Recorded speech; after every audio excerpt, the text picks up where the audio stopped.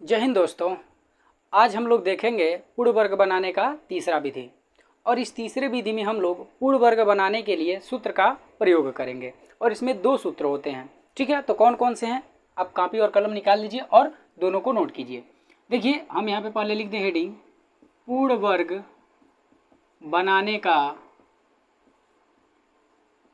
नियम। ठीक है, और ये भी कौन सी विधि से है? ये तीसरा विधि है, यानी कि सूत्र द्वारा।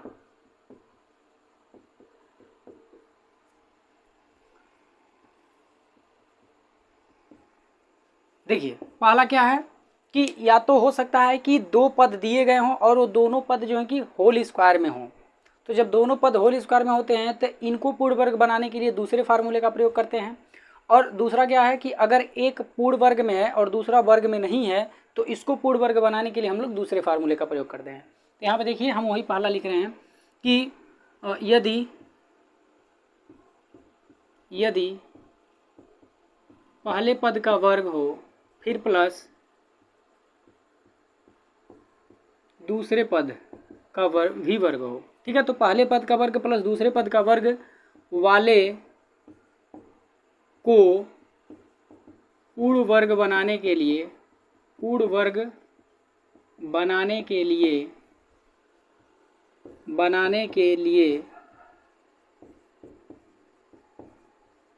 जोड़ी जाने वाली संख्या। कौन सी संख्या जोड़ेंगे कि ये पूर्ण वर्ग बन जाएगा? तो बहुत ही ध्यान से समझिएगा। जब दोनों पद कैसे हो, पूर्ण वर्ग में हो, तो उसको पूर्ण वर्ग बनाने के लिए जो संख्या जोड़ी जानी है उसके लिए फार्मूला क्या बनता है? 2 फिर कड़ी में बनता है पहला पद और फिर इंटू में फिर दूसरे कड़ी में हो जाता है दूसरा पद। ठीक है, इसको एक ही कड़ी में भी लिख सकते हैं, अलग अलग भी लिख सकते हैं। ठीक है ना, तो ये इसका दो फार्मूले हो गए। तो पहला क्या है, जब दोनों पद वर्ग में हो तो उनको पूर्ण वर्ग बनाने के लिए 2 गुणे कड़ी में पहला पद गुणे कड़ी में दूसरा पद फार्मूले का प्रयोग करते हैं और इसी को हम जोड़ेंगे तो ये पूर्ण वर्ग बन जाएगा। ठीक है, ये तो हो गया पहला। एग्जाम्पल के तौर पर देख लेते हैं। मान लीजिए हम लोगों को यहाँ पे दिया गया हो x² प्लस 4y²। ठीक है, अब हम लोगों को करना क्या है, इसको पूर्ण वर्ग बनाने के लिए हमको पता करना है कि क्या जोड़ना पड़ेगा। तो यहाँ पे देखिए, हम लोगों को पता है कि ये भी होल स्क्वायर में है, ये भी पूर्ण वर्ग में है और ये भी अपने पूर्ण वर्ग में हो सकता है। तो पहले हम लोग इसको ऐसे कर लेते हैं। तो ये x² प्लस इसको हम 2y का होल स्क्वायर लिख सकते हैं। तो यहाँ पे देखिए, पहला वाला पद भी पूर्ण वर्ग है और दूसरा वाला भी पूर्ण वर्ग है, यानी कि इसको पूर्ण वर्ग बनाने के लिए हम लोगों को क्या करना पड़ेगा, ये वाला संख्या जोड़ना पड़ेगा। यानी कि इसके लिए क्या जोड़ना पड़ेगा, तो यहाँ पे वही लिखेंगे हम जोड़ी जाने वाली संख्या। तो इसके लिए कौन सा वाला फार्मूला लगेगा? यही वाला फार्मूला लगेगा, क्योंकि जब दोनों पूर्ण वर्ग में होता है तो ये वाला फार्मूला लगता है।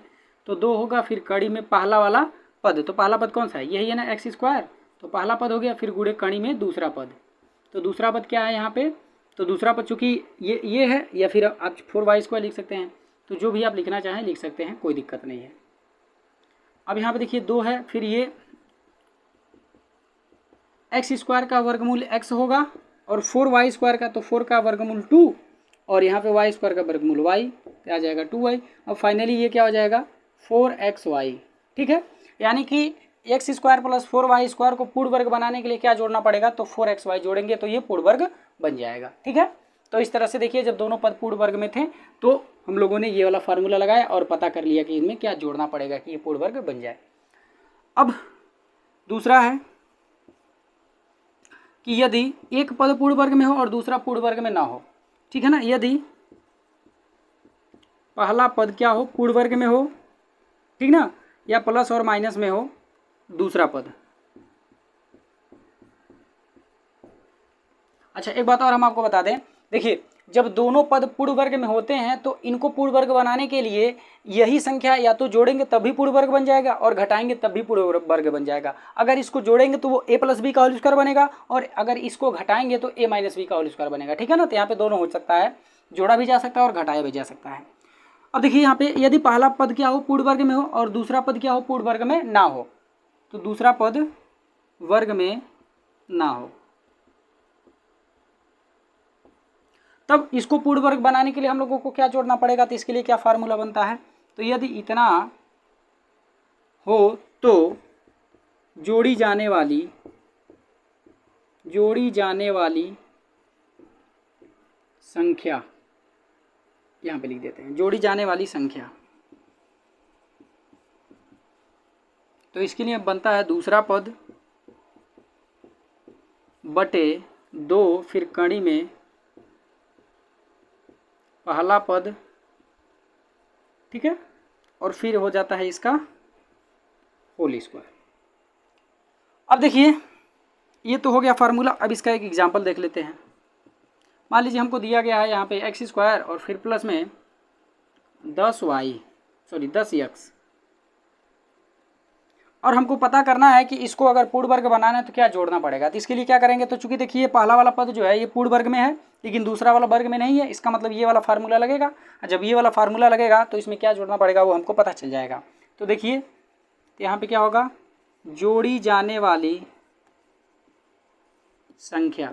तो जोड़ी जाने वाली संख्या के लिए हम लोग फार्मूला ये वाला लगाएंगे। तो इसमें कौन था, पहले क्या होता है दूसरा पद कौन सा, जो पूर्ण वर्ग में नहीं होता, यानी कि ये 10x, फिर बटे में 2 है, फिर कड़ी में क्या होता है पहला पद। तो पहला पद क्या है, एक्स स्क्वायर है, तो एक्स स्क्वायर और फिर इनका वर्ग, ठीक है। अब देखिए यहाँ पे 10x है, इसको ऐसे छोड़ दीजिए, यहाँ पे एक्स स्क्वायर का वर्गमूल निकलेगा तो x होगा, और यहाँ पे 2 है तो फाइनली हो जाएगा 2x इसका वर्ग, और फिर ये 2x से 10x कट जाएगा तो आ जाएगा 5, और इसका अगर हम वर्ग कर देंगे तो क्या मिल जाएगा 25।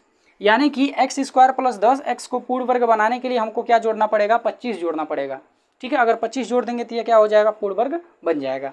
तो देखिए जब एक पद पूर्ण वर्ग में हो और दूसरा पूर्ण वर्ग में नहीं है और संपूर्ण को पूर्ण वर्ग बनाना है तो उसके लिए ये फार्मूला लगाएंगे, और जब दोनों पद क्या हो वर्ग में हो और उनको पूर्ण वर्ग बनाना होगा तो हम ये वाला फार्मूला लगाएंगे तो पूर्ण वर्ग बन जाएगा। तो यही तीसरा मेथड था पूर्ण वर्ग बनाने का।